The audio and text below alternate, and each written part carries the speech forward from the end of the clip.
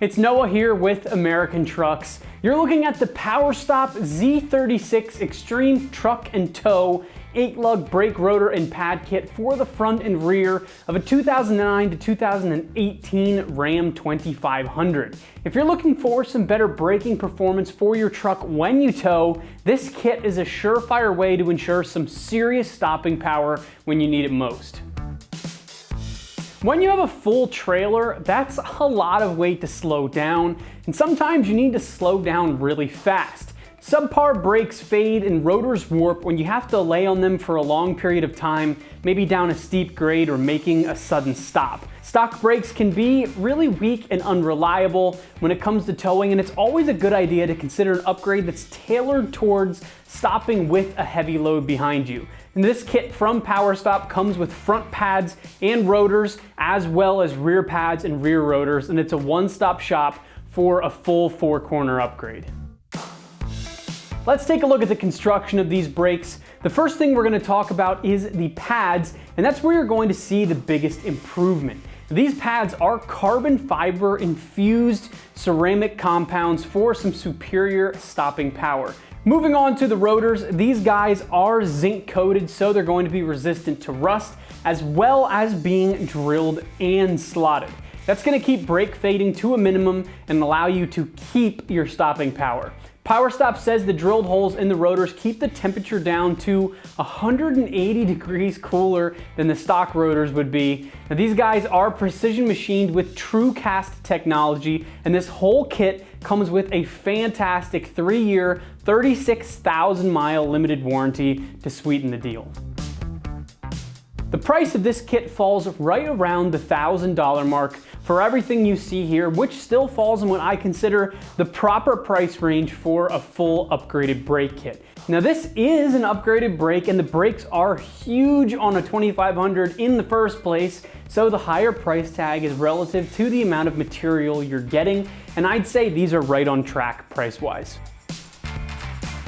Moving on to the install, you're in for a 4-hour installation job and 2 out of 3 wrenches of difficulty.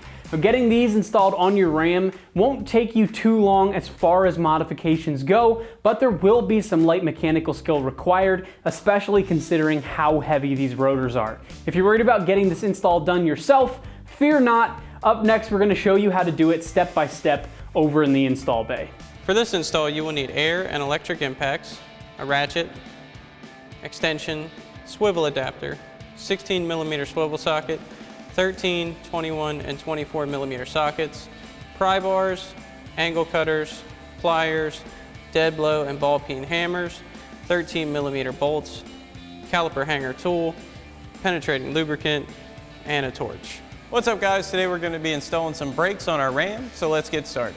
So our first step is going to be up here up front, and we're going to remove the caliper from the bracket itself so we can get our pads out. And to do that, we're going to use our 16mm swivel socket on our impact and remove the 2 bolts holding the caliper to the bracket. We're going to take that off and then remove the pads.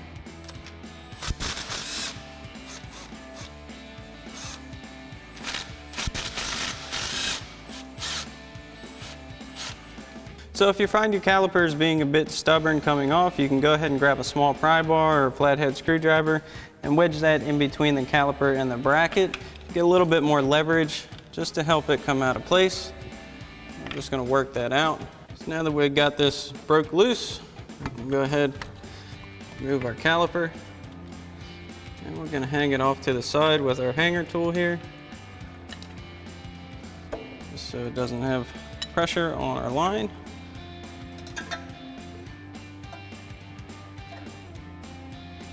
Then we can go ahead and remove our pads. So we can go ahead and remove our back pad, and we'll do the same thing for our front facing pad. Pull this straight out like so, angle on it and slide it right out. Then we can set these aside. So now we're going to get our 2 caliper bracket bolts off using our 24mm socket, and these can be stubborn, so we're going to go ahead and use our air impact to get these broken loose. Now we're gonna have to add a swivel adapter for our top one, and remember, this is just to break it loose. This is not to take them all the way out. This is kind of a sharp angle for a swivel, but like I said, these things can be very stubborn, so go ahead and pop these off. So now we have both of our bolts loose. We got our top one out here. We're gonna run our bottom one out as well. Then we can go ahead and remove our bracket and set it aside. So now that we've got all of our caliper and bracket stuff off, we can come back and get our actual rotor off itself. Now some rotors have set screws that you need to get an impact driver and pop them out. These have these little retainers that are on the lugs themselves. And they're kind of a pain to get off, honestly, but we're gonna grab a flathead screwdriver and a soft mallet to start tapping them out so we can kind of thread them out, and then we'll go ahead and get them off.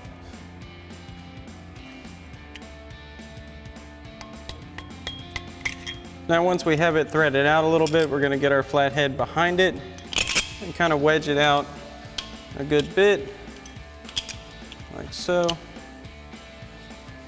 Then we can grab our angle cutters, come in here, and we're just gonna break them. They're just simply to hold the rotors in place from the factory. They're unnecessary as far as reinstalling or adding new rotors. So we're just gonna go ahead and get rid of these. So once you have that one off, you can go ahead and do the same thing for the other 5 on your lugs, and go ahead and get those off so we can get our rotor off. So now we're ready to go ahead and get our rotor off. Now, rotors from the factory that have been on for a while tend to be pretty stubborn coming off. So what we're gonna do first is grab our ball peen hammer here, and we're gonna give it a few taps around our hub side, not on the face, not anywhere near our lug studs or on the rotor surface itself, especially if you're trying to save your rotors and just clean up the inside of the hub. So we're just gonna go ahead and tap it and rotate it.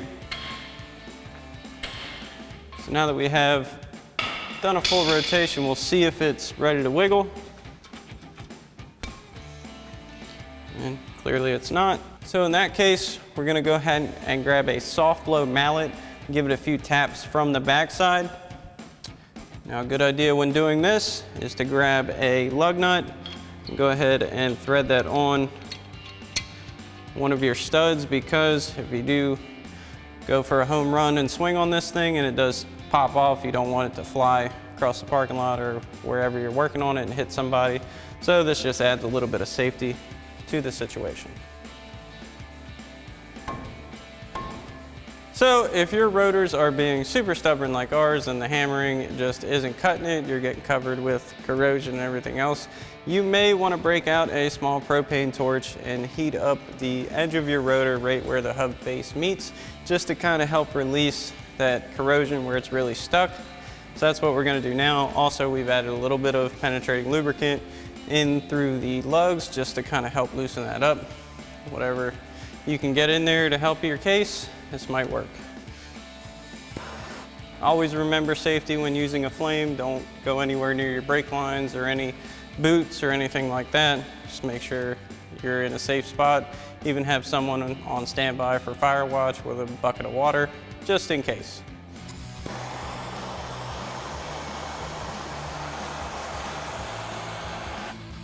Once we got it decently heated, we're gonna grab our larger dead blow, and because this is a dead blow, you can hit the face of the rotor. It's not gonna damage it, especially if you're gonna have new rotors on. It's not as a concern anyway.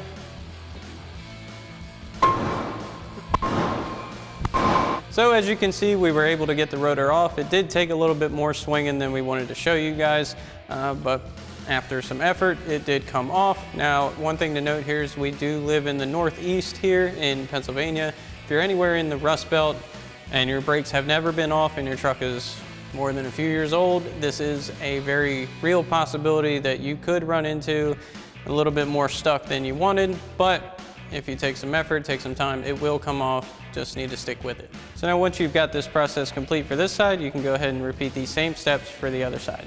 So now we can go ahead and get our rear brake setup off, and again, we're gonna remove our caliper from the bracket first, and to do that, we're gonna use our 13mm socket and extension on our impact, and go ahead and get those bolts out and remove our caliper.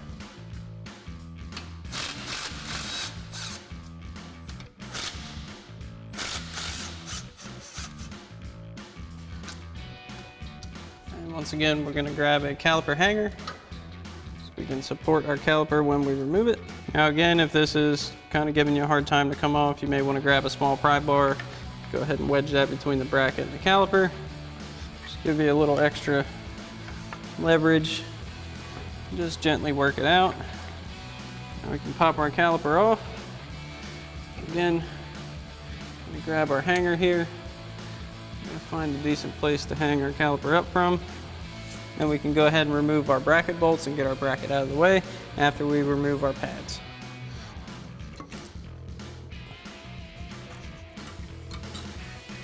After we have our back pad out, we'll go ahead and remove our front pad the same way, just pull it right out.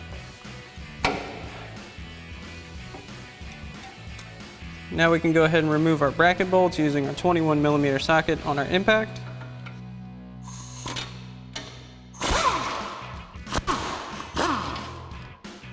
We'll go ahead and remove our bracket and set it aside. So our rear rotors also have drums on the hats for the park and brake, which tend to get a little bit corroded with brake dust on the inside and just general corrosion over time. So we're gonna grab our ball peen hammer and we're gonna lightly tap around the hat of the rotor just to kind of release that corrosion and give us a better shot at pulling our rotor off. So we're just gonna give it a few taps lightly, don't need to go crazy. And we're gonna see if our rotor is broke loose.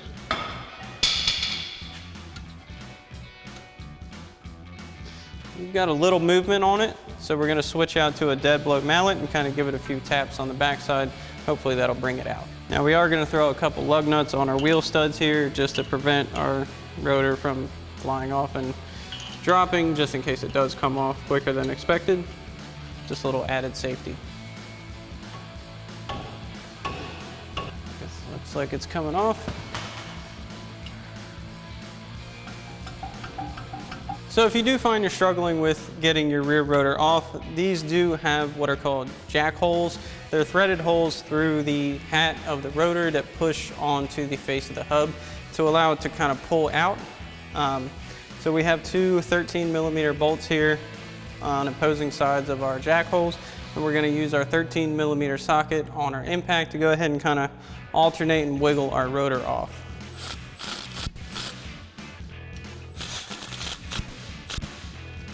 So now once we have it to this point, it's come out pretty far on our hub. We're gonna go ahead and loosen these up just a hair.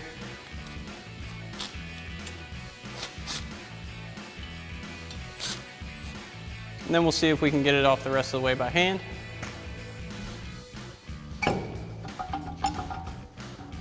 As you can see, it's still being pretty stubborn, so we're gonna continue working with our jack bolts.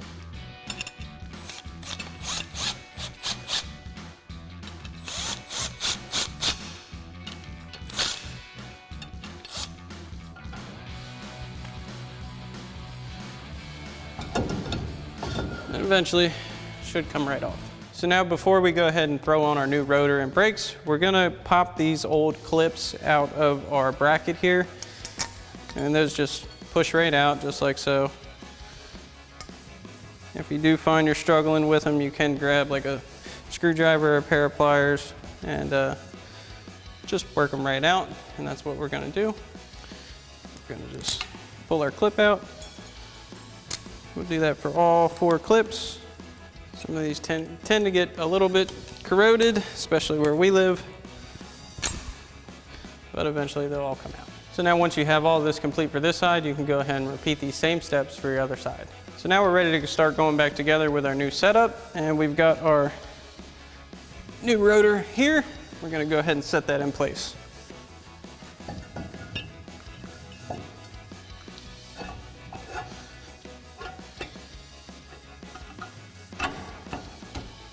And you want to make sure that fully seats so that your brake shoes are actually on the drum where they're supposed to be and everything's back as far as it's supposed to be. Now we're going to install our new clips into our bracket. And first we're going to get them in place, and the flush side of the ear is going to go on the inside where the rotor side is. Now these do tend to be a little bit wide, so it's going to be hard to get them in by hand. So you can again go ahead and grab your pliers. Channel locks work best actually, especially adjustable ones. Go ahead and just give them a little squeeze to help them into position. And once you have those in, you can go ahead and repeat the same steps for your other clips. So now we're ready to reinstall our bracket. So we're going to grab our factory 21mm hardware, go ahead and reinstall this. So we'll go ahead and get our bracket back into place, get our hardware back in.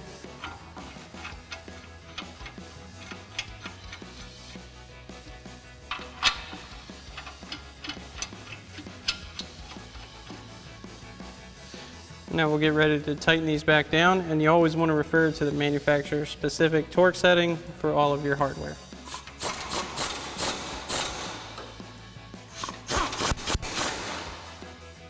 So now we're ready to go ahead and install our new pads, and for you at home this would be a great time to add a little bit of brake lubricant to your pad ears on the clips. Just allows for better sliding, easier life on your brakes, and just all around better function.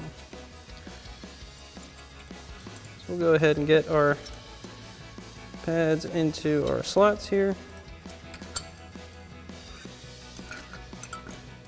You may have to work at this a little bit. They are going to be pretty tight. All right, so now we've got our back pad in and pretty well seated. Now we're going to do the same thing for the front pad. Now we'll go ahead and get our front pad into place.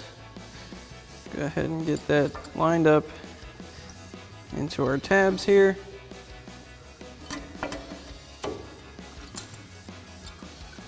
Now you do want to try to push them in as even as possible, because if they do get a little wonky, they don't like to seat as they should.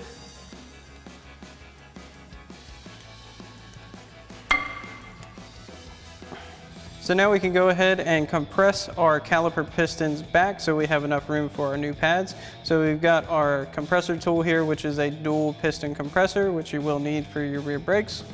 We're going to go ahead and slot that into the caliper just like so, and pump it until it comes flush with the pistons. And we're just going to go ahead and push those back as far as they'll go.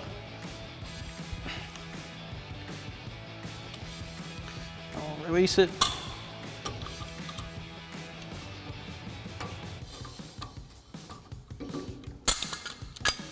Now we can go ahead and install our caliper. So now we can go ahead and reinstall our caliper to our bracket. Go ahead and get that onto our pads here. Make sure we're clearing our slider tab. Work that into place. And we can go ahead and reinstall our 13mm bolts.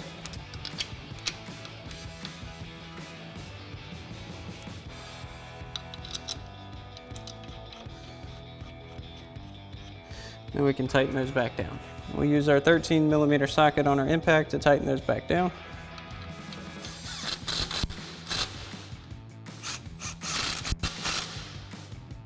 So now once you've completed this process for this side, you can go ahead and repeat these same steps for your other side. So now we can go ahead on with our new front rotor.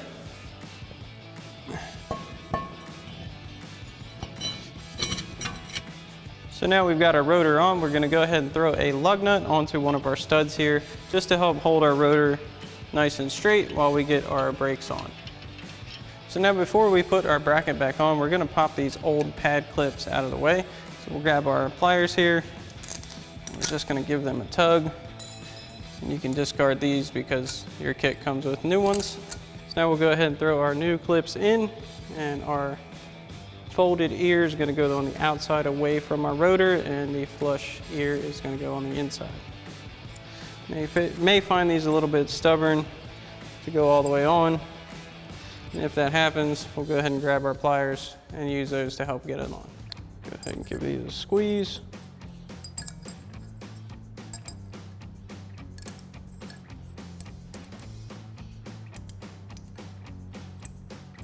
So now that we've got that nice and flush, we can go ahead and do the same thing for the other three clips. So now we'll go ahead and get our bracket in place. And we're going to reinstall our factory 24mm hardware.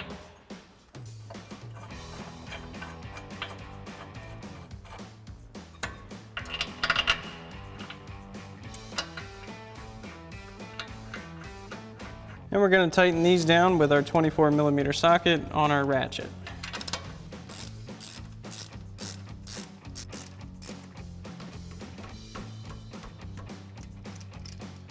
And again, you always want to refer to the manufacturer's specific torque spec for all of your hardware. So now we'll get our back caliper installed, and just like the rear, we're going to line up our ears for our brackets. Go ahead and get our pads in place.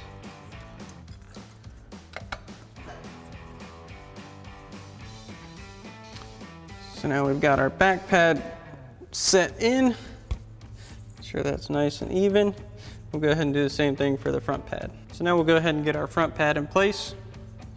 Again, we'll line up our tabs here. And you kind of have to work it to the inside of the bracket itself, which is a little bit difficult.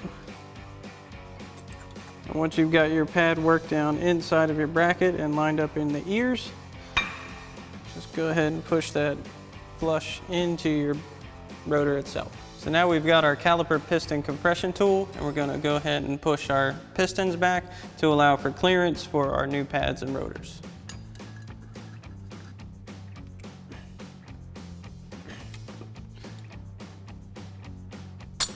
So now that we've got our caliper pistons compressed, we can go ahead and get our caliper itself back into place. Make sure it lines up with our mounting tabs.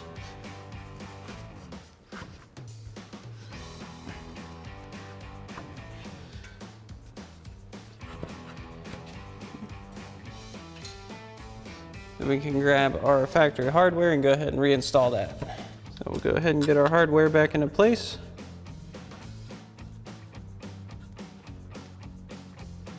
We've got our top one in. Now we'll go ahead and tighten these back down with our 16mm swivel socket on our impact.